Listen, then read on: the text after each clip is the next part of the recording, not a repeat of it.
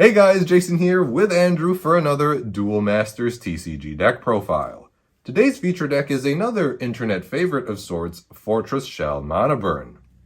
As the name suggests, the strategy of this deck is to use Fortress Shell to burn your opponent's mana so that they can't do anything.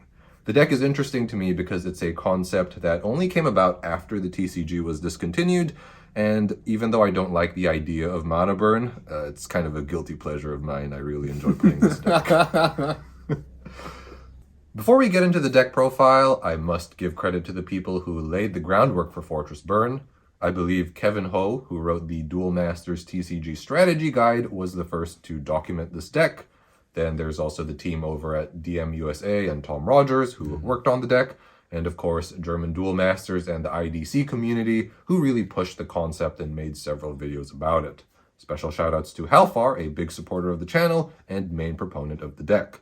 So because the key card is a very expensive card, we are going to be kind of soft to aggro. So to counter that, we're playing 3 copies of Juliana.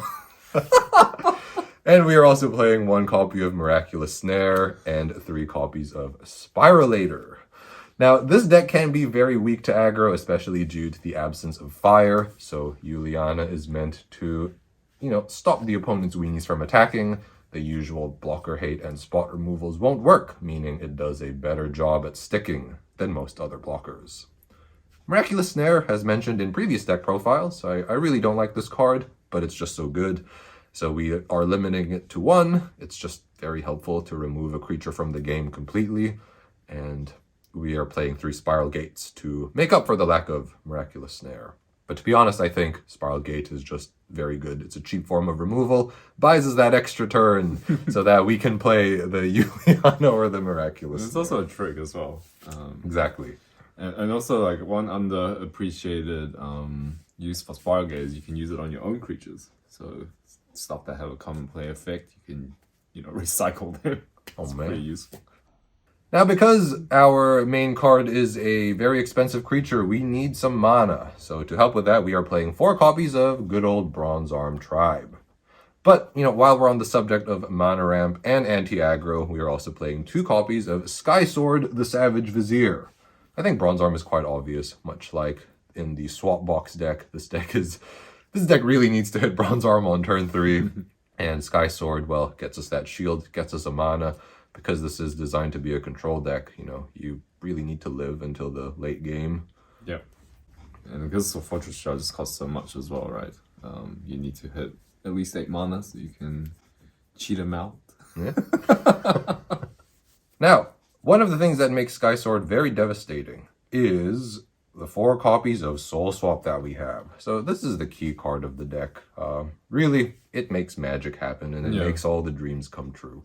But Andrew mentioned cheating out Fortress Shell, so instead of having to pay 9 mana for Fortress Shell, the mana requirement is 8. So we play Soul Swap and we need to have 8 mana to cheat in Fortress Shell. But even then, it's just much more flexible, right? It just means that you can charge your Fortress Shells earlier, rather than keeping them in your hand. It's like, this is a brick. More often than not, seeing Fortress Shell early is the goal. Like, you want to open Fortress Shell, you chuck it in mana, and then eventually you can play Bronze Arm. Yeah, exactly. Yeah, it's a nature source. Oh my gosh. Yeah. Yeah, but this combo is also, I just feel like it just destroys aggro decks. Like, you get the shield and you also get the mana, which is maybe even more important than the shield. So you can whip out all your control cards to overwhelm your opponent. Yeah. It's so demoralizing as an aggro player. Like, you're about to win, and then your opponent Sky Swords, and then they Soul Swap the Sky Sword back. And it's like 2 shields, are you kidding me? Yeah, oh my gosh. Yeah. Because this is a control deck, we also want to run a bunch of advantage generating spells. Mana is great, but card advantage is also great. So we are running 4 copies of Energy Stream and 4 copies of Cranium Clamp. Now, Energy Stream needs to be at 4 copies because it is our only form of draw. And Cranium Clamp, well, slows down the opponent. It does Cranium Clamp things. I feel like we could afford to cut down to 3 Cranium Clamps, but I don't think Andrew would be very happy about that. We've just shown a bunch of powerful spells, so what better way to make a deck annoying than to reuse those powerful spells with our 3 copies of Fal Iga. Now, aside from Fal Iga, we are also playing 2 copies of Belix. This is a bit of our spell toolbox kit. So I think Fal might actually be the best card in the deck. It lets us recycle our crazy broken spells, including Soul Swap, which is crazy, but it also has a pretty beefy body, which helps because this deck does rely on attacking to win. Because of the crazy interactions it has with the spells, sometimes I feel like this deck is the real Fal control. You know what I'm saying? But then that takes away the spotlight from Fortress Shell, right? That is also true. No, I do think you need Fortress Shell for this deck to win, though, right? Yeah.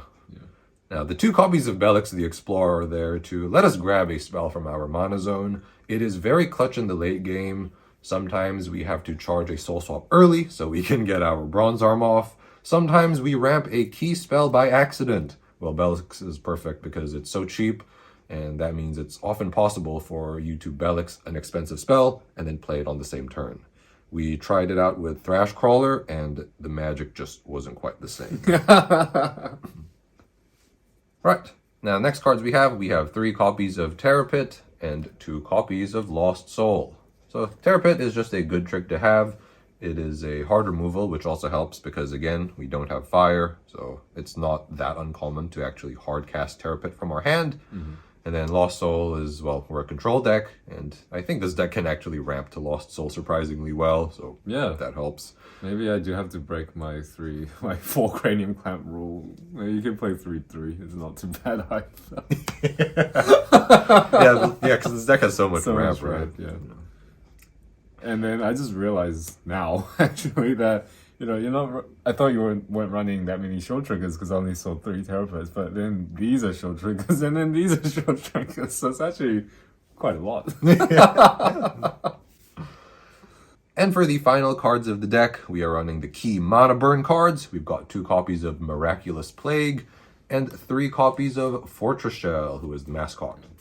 So Plague is a very important card in the deck because it's the only card that we have that can deal with multiple opposing creatures. And it also decreases the burden on us having to use Soul Swap and Fortress Shell to burn our opponent's mana. Now, Andrew, Miraculous Plague is a card that came onto your radar before mine. So I just wanted to get your thoughts on the card. So Miraculous Plague was actually played quite a lot back in DMP when it got first released. They actually nerfed the mana cost. You can see that it cost 7 in TCG, but in DMP it actually costed 8, and people were still running it. So I was thinking, like, this is insane. Or even in DMP it was really good. So when I thought about the TCG, when it cost 1 mana cheaper, I was like, this must be insane. But then we tested in, I think, Merino. Yep. And we just couldn't really find a good use for it because it kind of felt like when you played it, you're just giving your opponent his cards back. It's almost like even like a +1 for him because he gets also the mana card back as well.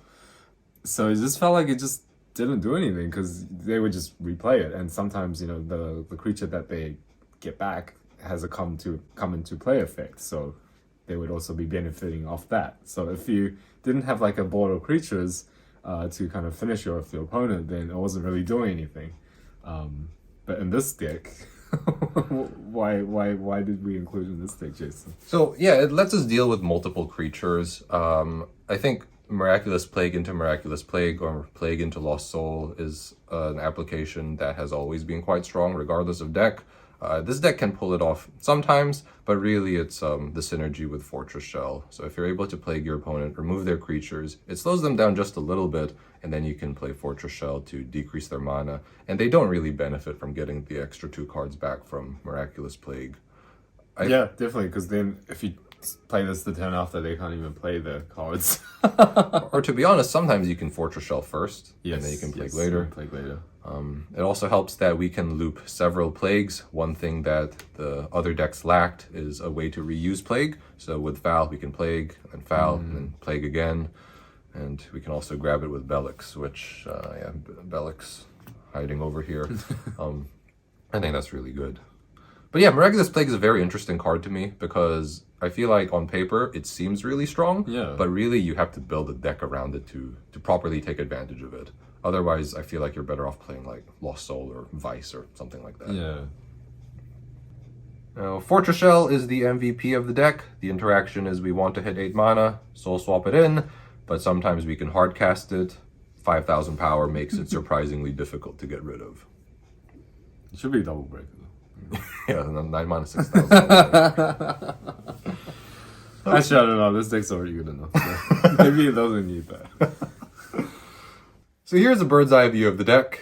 The way we want to play it is, well, we want to stabilize in the early game against aggro decks. So, you know, we have our Julianas, our cheap removal to help with that. And against slower decks like control decks, we can just focus on out-resourcing our opponent with cards like the clamps and the streams. Obviously, Bronze Arm is very important to hit early because it unlocks the deck's best cards much quicker. Clamp is actually pretty good against both fast and slow decks. Just don't hit T-Dad.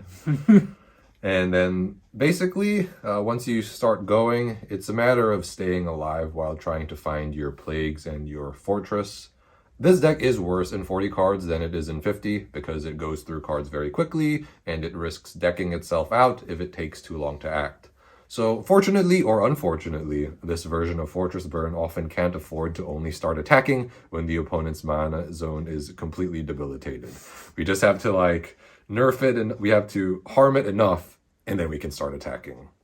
So in saying that, knowing when to attack is very important. It's usually quite late into the game, but it'll involve you having like 2 to 3 attackers out and then access to removal spells, and most importantly, your opponent not having the mana to make the game-swinging plays. And then you'll eventually win in like 2 to 4 turns. Now, one thing that we probably should have mentioned earlier is that this deck is actually able to Fortress and Plague on the same turn. Getting 9 to 10 mana is not actually that hard, so you can actually soul swap your Fortress in and then Plague on the same turn. Your opponent is down 4 mana. That's trouble. Insane. Yeah. And also, like, you can even multiple soul swaps as well, right, on the same turn. Yep. You can double Fortress Shell, which is also insane. In terms of matchups, I feel like this deck is very fun to play. I know that's not really a matchup-based comment, but it's interesting to me because this deck is designed to be a control deck, but it oftentimes plays like a mid-range deck that uses control cards, so I feel like that's kind of funny. It's really fun because you're ramping and you're drawing, and then you're just turboing to your big expensive drops. Yeah, in that way, it's like, yeah, like you said, it's more of a mid-range playstyle. Because like you said before, if you can't pull off the combo, then you really lose the deck out, right? Because you just draw so much. I think this deck does have pretty solid matchups across the board, but I would say it hates anything with Slash Charger, and it also has a very hard time with untargetable stuff. So Warlord Elzonius or any fast Petrova deck could give this deck some serious trouble. And then, like many control decks, air quotes, it also risks getting run over by aggro if you don't have a good start. Yeah. Although I think less so, right? Because you have the Sky Sword and the Soul Swap. Yeah. And the Juliana.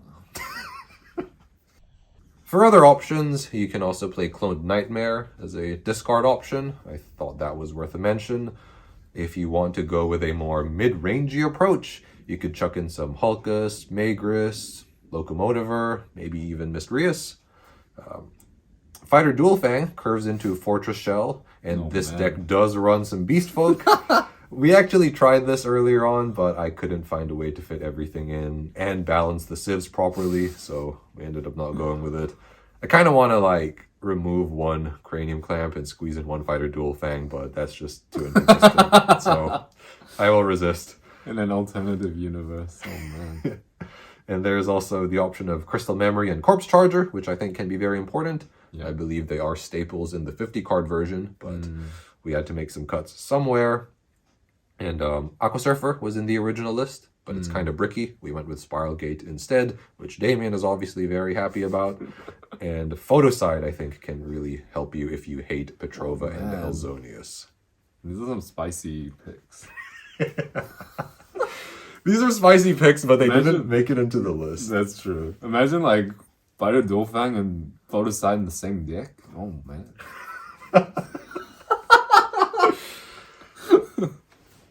So there's the deck. I hope you guys enjoyed our coverage of Fortress Burn.